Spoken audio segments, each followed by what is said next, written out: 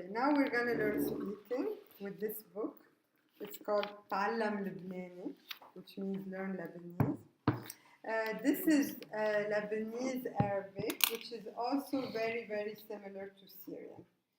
Okay, and Palestinian, and the dialect used in North Jordan. And it's very, Lebanese is understood in the whole Arabic world. Why? Mainly because of music. Most now pop music comes from Lebanon. And series, Turkish series are super popular in the Middle East. And they are all dubbed in Syrian dialect, so which is very close to Lebanese dialect. So even in Morocco, North Africa, they watch these, and that's how that dialect became important. Lots of movies come from Palestine, Lebanon, and Syria. Okay, so it used to be years ago, 20 years ago, that the Egyptian dialect was the most important one because of 80 million Egyptians. However, unfortunately, because of the situation in Egypt, much less art is being done, much less movies are being filmed there, and it has shifted more to Lebanon, Syria. Okay, so this book is totally in phonetic transcription, not with Arabic script, because while learning how to read, we want to be able to speak. Because imagine you spend 3 months learning Arabic and you cannot speak at all. That's not nice. First, look at the introduction, the structure of each chapter. Okay, you have in every chapter you have part A, which are the key phrases. The key phrases is call is what you say, and response is what is a typical response to what you say. Okay, sometimes you have in these call and response, you have a cap or a tie or a double tie. Okay, this gives you an indication whether this is used in informal or formal situations or super formal situations. After that part, you have, after the key phrases, you have the key words, the most important words to learn out of this chapter. You memorize them. And then you have dialogues, sample dialogues, which use the phrases and the keywords you learn. The dialogues are usually performed by these characters you will see them all throughout the books. You will learn their names and what they do, etc. That's very important. And in the dialogues, you're going to see that some words are in English. No. Some words are in red. Okay, it means that these are new words which we haven't seen yet in the key phrases, but they are translated on the vocabulary sheet, which is after the dialogue. Okay, so a red word means you will find the translation after the dialogue. Sometimes you have this typical Beiruti character, Abu al-Abid. And this guy is there to just give you extra information about the culture, the Arabic culture, sometimes typically Lebanese things, etc. And you have the exercises at the end of each chapter. The exercises are what you do as homework at home. Always before doing the exercises at home, learn first, memorize the key phrases, learn the words by heart, then do the exercises as a kind of test for yourself. Don't go looking up every single thing. Don't start with the exercise. Start with learning and do the exercises as a test. Sometimes you have listening exercises, which means there's a music note, which means that these are listening exercises. And if you have the mouth, it means the sonoral exercise that you have to say things aloud. Okay? And finally, at the end of the book, you have two vocabulary lists.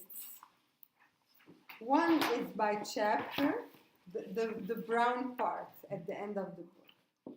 One is a vocabulary by chapter, and the next one is in alphabetical order. Okay? This is to use as a reference. It's from Arabic to English, the one by chapter, and the one in alphabetical order is from English to Arabic. Okay? To look up some words. Okay, then you have, take a look at the transcription used in the book. It's very important. I use the 2 as a symbol for, okay, like in a word, let's say question in Arabic is su'al. Okay, you hear su'al. You hear in the middle of the word. That's the 2. We use the 2 as a symbol for it. Okay? Sometimes you see a 3 in the word. A 3 is the the ayn. Okay? Like say, guys say Arabi. Arabi. Arabi. Not Arabi, listen to this. Not Arabi, Arabi. Arabi. Yeah, your throat is open. Yeah, Arabi. Yeah. That's the 3. The 7 is the deep H. Ha. Imagine you have your glasses and you want to clean them. Okay, like, okay. Then you have an A with a vertical line on it. It means it's an alif, okay, which means it's a long A. If you have a U with a also vertical line, it's long U. Okay, not U, U. E with a dash is long E. The J, so in Dutch the J, it's not, it's English, eh? So it's like John. It's a J, and not J like Dutch. Okay, so let's say you have this word. It's not Yaras, but Jaras. Yeah. You can say it as J or J. It doesn't matter. Jaras or Yaras. Or Jaras. Okay, so think of John, like John. You have, sometimes you see a KH. This is, anyone knows, like if you see this name, this is a typical Arabic name. Oh, terrible. Yeah, صح. It's a kh, like in Khalid. KH is kh. Yeah. This is an international transcription for the kh. All the names like Khadija, Khalil, Khalid, they are Khaldun, they all start with, they are all written with KH. GH is used for Ra, which is a Parisian R, like Paris. Ra. Not Kh, like even the R of the in the south of Holland, right? In Maastricht. This way.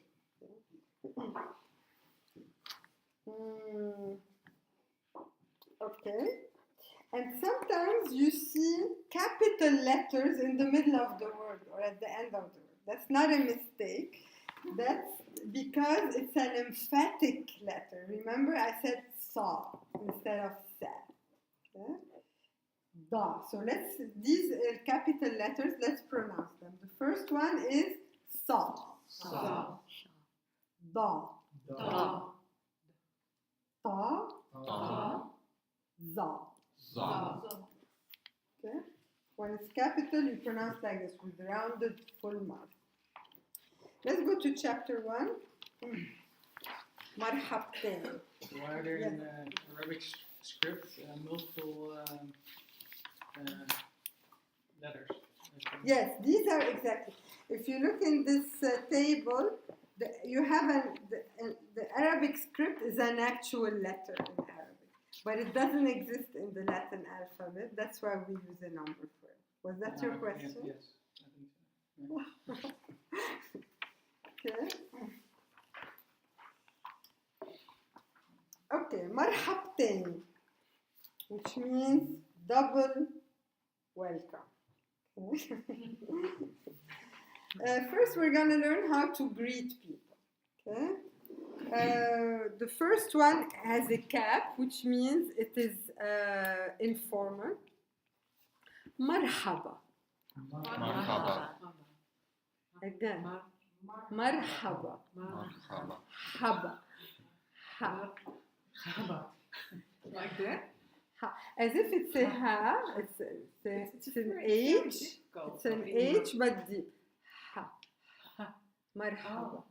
Yeah. Yes. Marhaba. Something like that. Yeah, but like don't exaggerate it too much. Say it first as a regular H. Marhaba. Marhaba. Yeah. Then it goes. Marhaba. Yeah. A bit deeper. Ja, Marhaba. gaat vanzelf. Ja, precies. Je moet het niet overdrijven. Gewoon, Ja. het is een H. Ja, Ietsje dieper. ja, Marhaba. oké. Okay. The answer to marhaba could be marhaba also. Okay. But I always like to answer differently. Okay. Surprise the other. Okay. Marhabtain. Marhabtain. Which means two marhaba. So you give me one, I give you two back. Okay. Yeah. So I tell you, I say you answer. Marhaba. Marhabtain. Yes, very good. Again, marhaba. Marhabtain. Next one. Ahla wa sahla. Ahla wa sahla. Notice here, no 7. It's just an H. So it's a regular H. Okay? But again, not a French H. French H is Allah wa sahla. No. It's really like the Dutch. Henk, Hans. Okay? Ahla, ahla wa sahla. Yeah, the W is woo. Ahla wa sahla. You connect them all, you don't stop between them. Okay? Ahla wa sahla.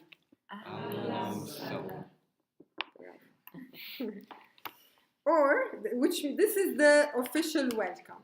Like, let's say you come in, I tell you marhaba, ahla wa sahla. I can say like, hello, welcome.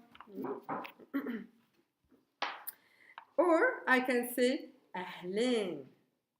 Ahleen. It's like a double ahla wa sahla. Okay? Ahleen. This ahla wa sahla and ahleen could be informal and formal. How do you answer? If you have here an arrow to a man, it means you answer if whoever says it is a man. Yani you answer to a man. If there was no arrow, it means if you are a man or a woman. Yeah, you understand what I mean? Like here, ahla fiik, you say, let's say Stefan comes in, he says ahla wa sahla, I tell him ahla fiik. But if Mirta comes in, I say ahla fiiki.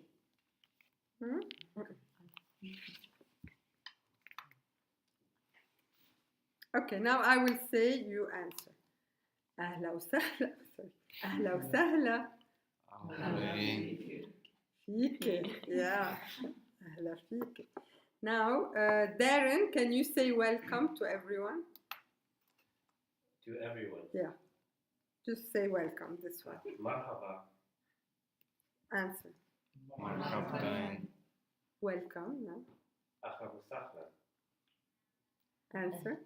Ahla fiik.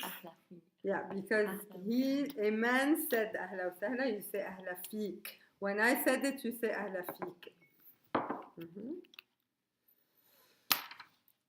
السلام عليكم. You know this one? Yeah. السلام عليكم.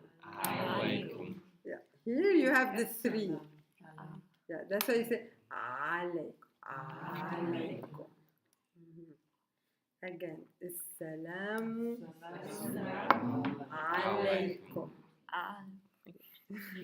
Say it now as one word. السلام عليكم. What does it mean? Salam is peace, and alaykum is upon you. The answer, this one is quite formal actually. In some the Islamic countries, it's used as a standard greeting. Everyone says. However, in Lebanon and in Syria and in the Christian parts, Christians don't use it among each other. It's used mainly with Muslims, but it could be used between a Muslim and a Christian. It doesn't matter. Okay, but it's just not the habit of Christians of using it among each other. Okay, because it comes from the Quran actually. Okay, I will tell you. Assalamu alaikum. Oh yeah, we haven't practiced the answer. Sorry. Wa alaikum salam. وعليكم السلام. Okay, again. Wa alaikum salam. وعليكم السلام. Assalamu alaikum. وعليكم السلام. مرحبا. مرحبا. أهلا وسهلا. أهلا فيك. برافو. أهلين. Yes, also أهلا فيك. Okay, now good morning. So Assalamu alaikum can be used at any time during the day. It's not specific to a time slot. Sabah al-khair is only for the morning because the word sabah means morning. Okay, so literally it means morning the good. So look, it is a capital S, so sabah. Sabah al-khair. Connect them. Sabah al-khair. Yeah, KH is kh. Sabah al-khair. Now look at the answer. I will tell you. Sabah al-khair. صباح النور. Listen to Lina's answer. Sabah al-khair. صباح النور. Okay, so Sabah al-nur. صباح النور. Okay, nur means light. Okay, so what you're saying here is you're saying your morning is lit up. Okay, so it's also a nice way to answer back. Let's say you forget, you can answer in the same way. If I say Sabah al-khair, and you just say it back. Sabah al-khair, you can say it. Better than not saying anything. Okay. Next one. Lina. Masa al-khair. مساء النور. Okay, so that's good evening. Masa means evening. Okay, so the evening, the good. That's literally evening, the good. Okay, al-khair is good. Repeat. Masa al-khair. مساء الخير. Masa al-nur. مساء النور.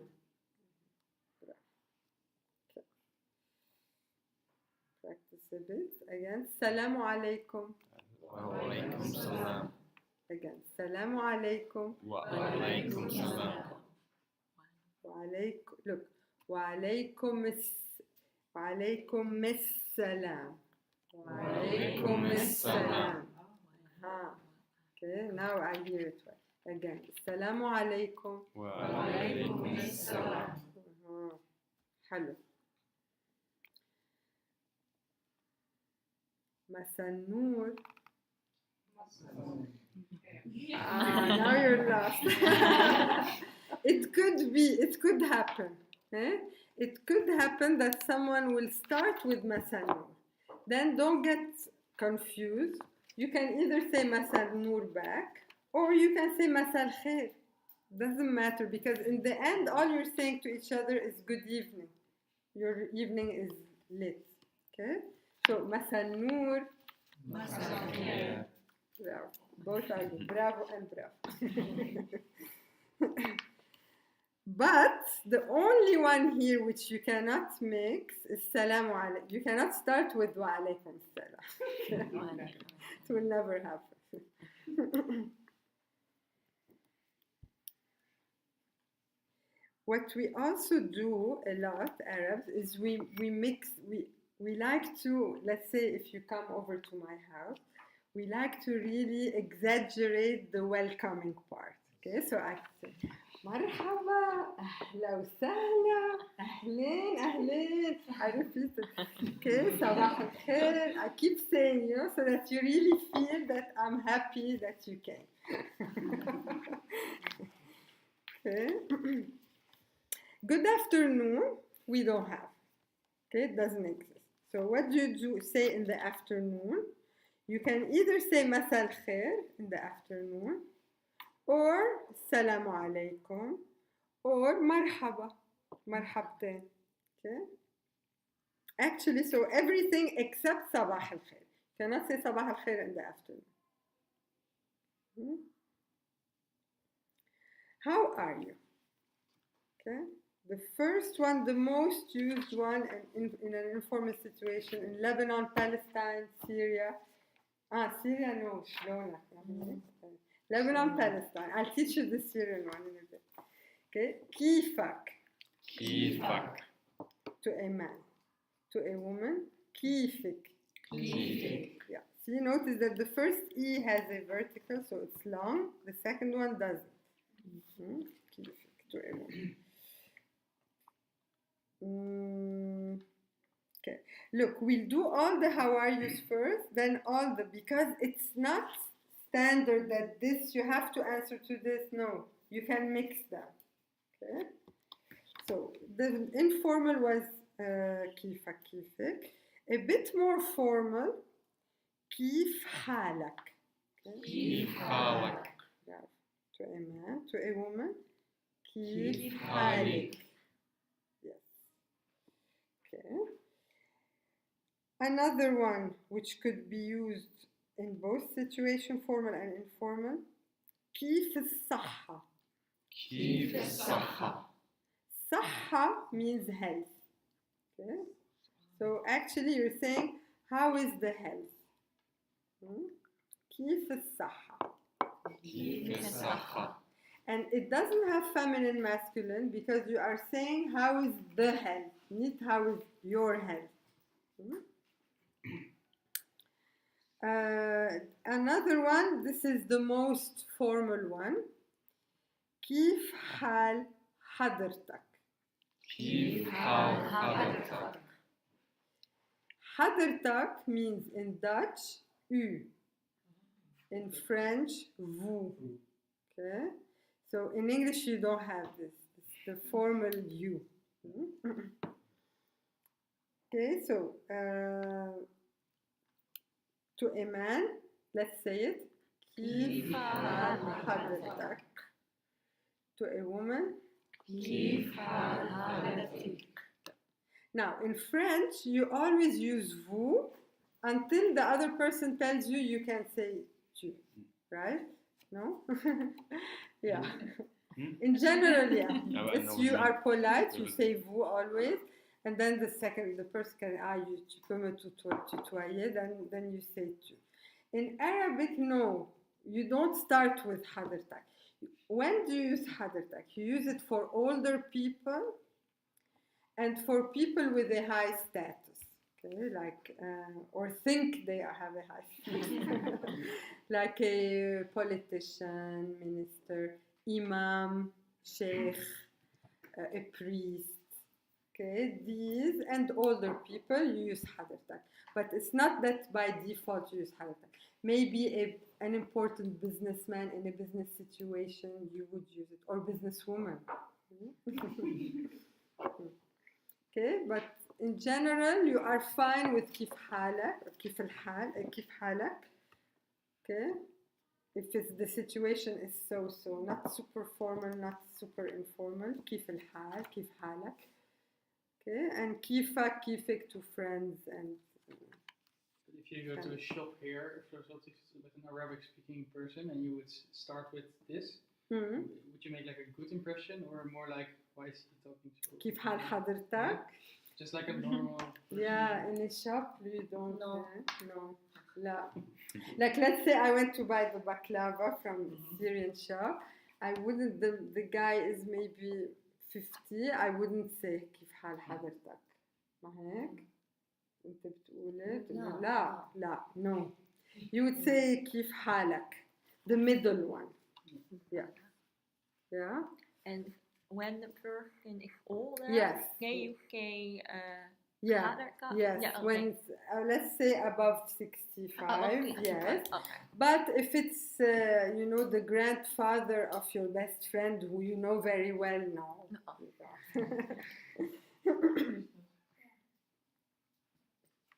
What do you say at a sollicitatie? I don't remember the English word. Yeah, when you apply for a Yeah, job, yeah. job application. Unless it's a very young person, sometimes it could be someone in the 20s, younger than you, you don't say it. But if you would think maybe your age or above, then yeah, حضرتك. Good questions. Yeah, it's important to use the right, yeah.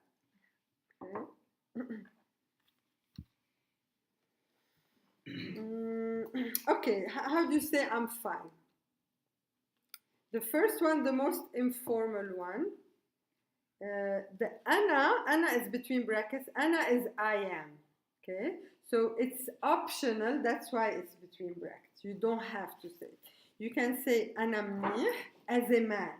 The man says أنا منيح because you're talking about yourself. I am good. Okay, so you can either say منيح. Yeah, this is a difficult one. It is منيح. منيح. Yeah. Okay. Sounds good. This next one sounds Chinese. Okay, look, listen. منيحة. Right? It sounds like منيحة. منيحة. Yes. Again. منيحة. This is the most difficult one, but the most common one. You've heard it a lot, right, Darren? Yeah. Okay. Yeah. Okay, but do you hear it in Iraq? Well, no, they don't use منيحة in Iraq. They say زين. زين. Yeah. Okay, then the next one, تمام. Okay. This means fine. This is easier to pronounce. So if you find منيح too difficult, don't use it. Just use تمام. Okay. تمام. And alhamdulillah is between brackets, so it's optional. You can use it, you don't have to. Sometimes some religious people are very annoying when they say, if you're not Muslim, you're not allowed to say these things. But it's not true. Everyone, we use it unconsciously. We don't really, think about it literally. Okay, it's just a standard answer. Alhamdulillah means praise be to God. Alhamdulillah, yeah. Alhamdulillah. Arabs use it a lot. Christians and Muslims. Okay, you're just saying thank God. Allah, by the way, is not only Allah of the Muslim, it's also Allah of the Christian. So if you say Alhamdulillah as a Christian, it's fine.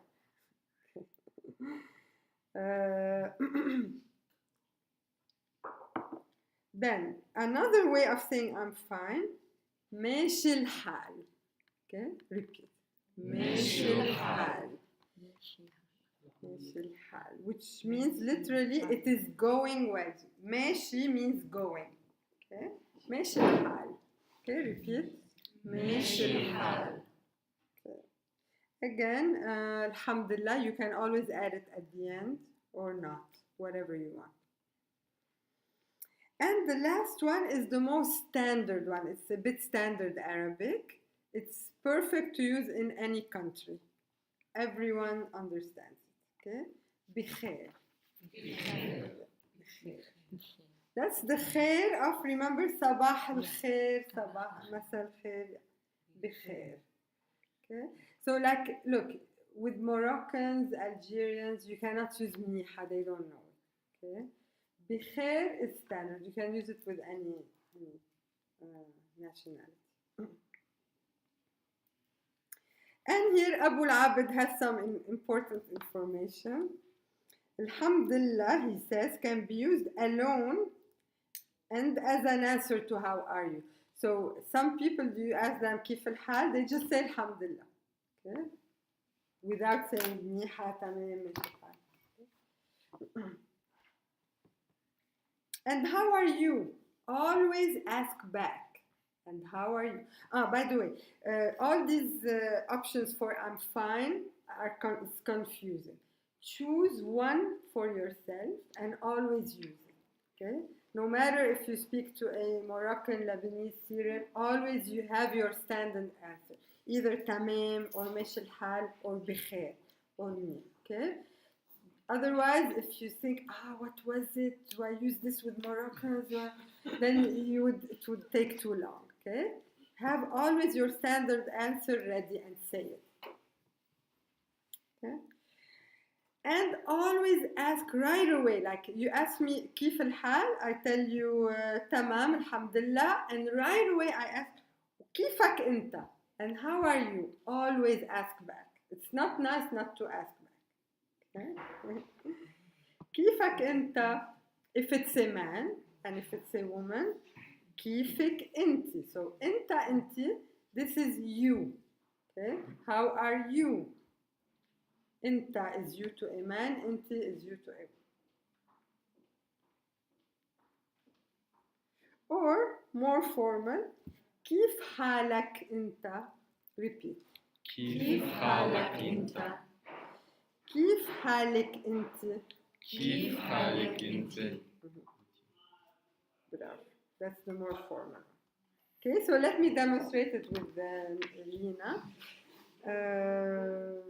مرحبا. مرحبتين. أهلا وسهلا. أهلا فيكي. كيف الحال؟ الحمد لله تمام. تمام الحمد لله. وإنتي كيفك؟ Always ask back. ماشي الحال الحمد لله.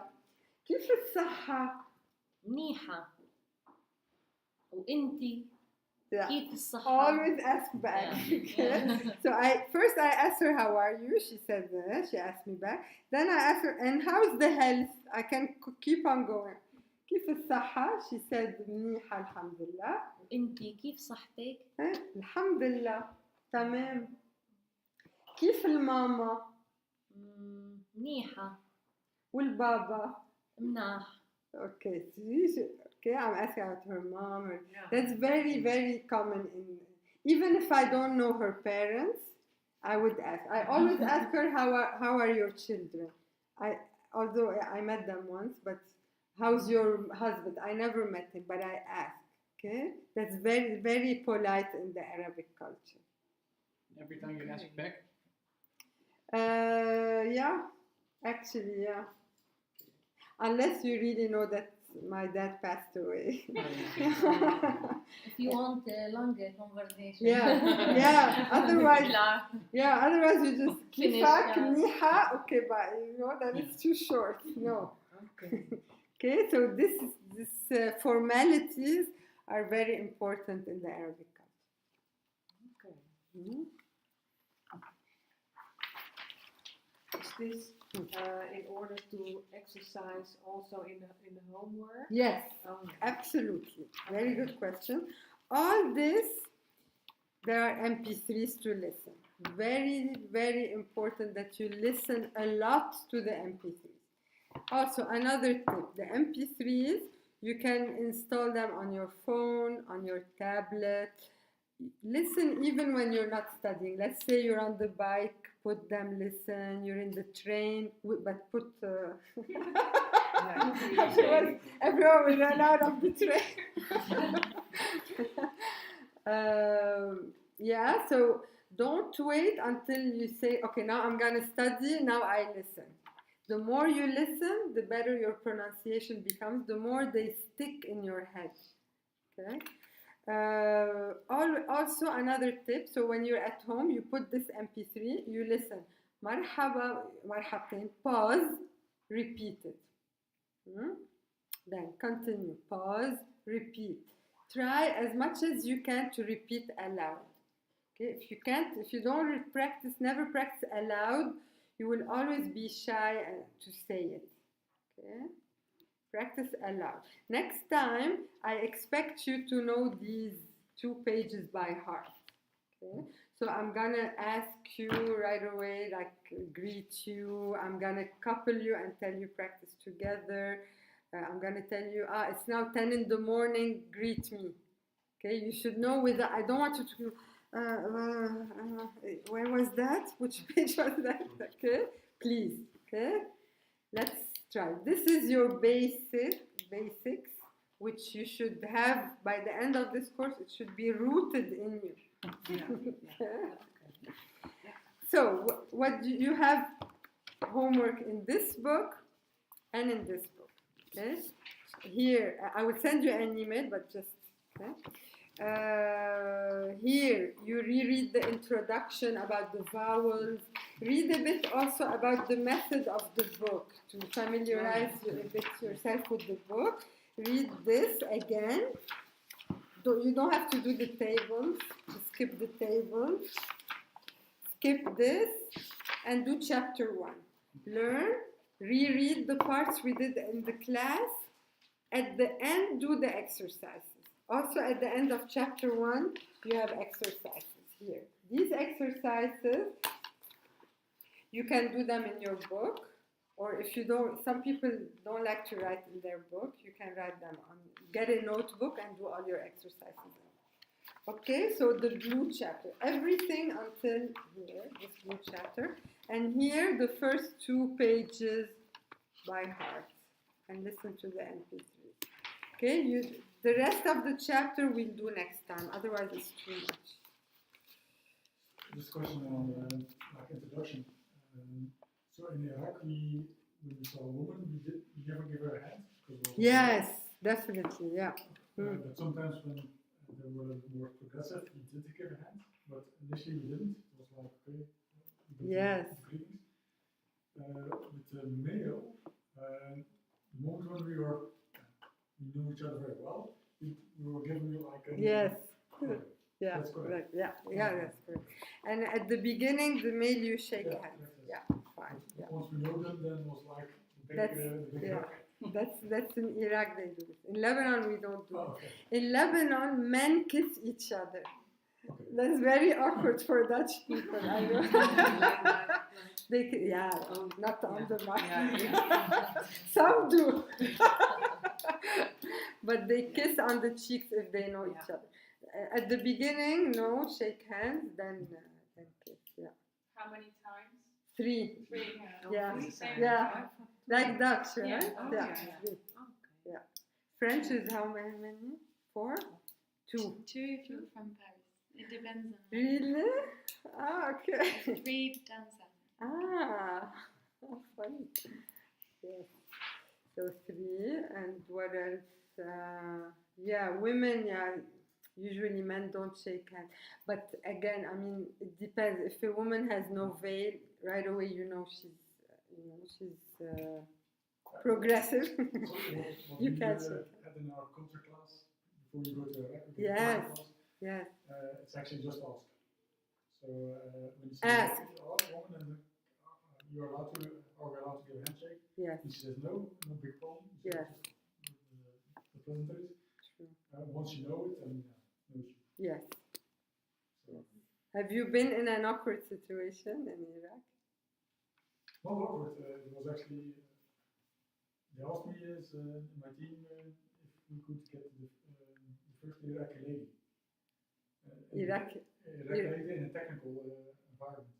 I Yeah. said, yeah, but a couple of conditions. So I want to make sure that her family agrees, because she's going to be in a camp for 7 days on her own. To do what? What is she The supposed to do? same work that we do. Okay. Well, so our whole idea is we come there, we educate the local Iraqis, and after 5-10 years we go. And actually, they should actually do what we were doing. So for me, it was a key that her family was okay. The good thing was her father was a big supporter, and her mother was a big worrier. And mainly because she was alone in a camp as a female, and it would be all expats and local Iraqis. My other concern was she had to do something in the evening, at night, because we can do squash. We're on a camp, so it's nothing we can do. So we squash, we go to the gym, etc. What she gonna do? So what we then did, all the gyms between 8 and 9 o'clock closed for the guys. For the guys, and then the women go. Oh yeah. And then the other bit was around, which we never talked about, is our coffee shop, where you can buy candy or whatever. There was no stuff for women, because it was typically always for guys. So, but there was no like shampoo for women, and so we had to think about that. Oh yeah. So, but then she came, and for me the fun part was initially a lot of the guys said there's no way this is going to work. And she started first 7-7, so that means 7 days in the camp, 7 days off. Then 14 days in the camp, 14 days off. And after 3 months, there were like more Iraqi women who were doing it. Why? Because they had their 14 days off or their 7 days off. Okay. And now in our camp, this is normal. But when they go back to the normal, to the other environment, it's still friction. Okay. And she was good? Yeah, she was good because she was our first supervisor. Who actually was running a team of expats. She did night shifts in 28-28. Wow. And she's now in Oman on an internship for 2 years. And then she's going to come back, and then she gets the next promotion. Bravo. But what about, there are no Dutch ladies that go there for this kind of work? So we had also an American lady, we had an Indian lady. So, but After her? No, that was before. Oh, okay. But I mean, say for a Western lady to come there, okay, it's worrisome because of the environment.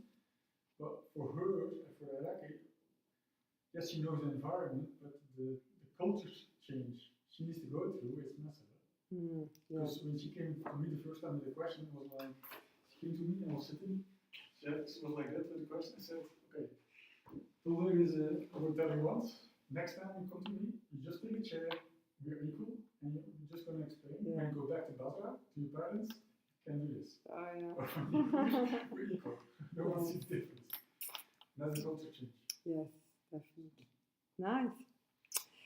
So, thank you, Shukran, for coming, for choosing this course. And I wish you lots of luck and pleasure and learning Arabic. And I'm always available by email or by phone if you have any questions. And I hope you enjoy it with Lina. I leave you in the good hands of Lina. Do you mind if we take a picture together before we go?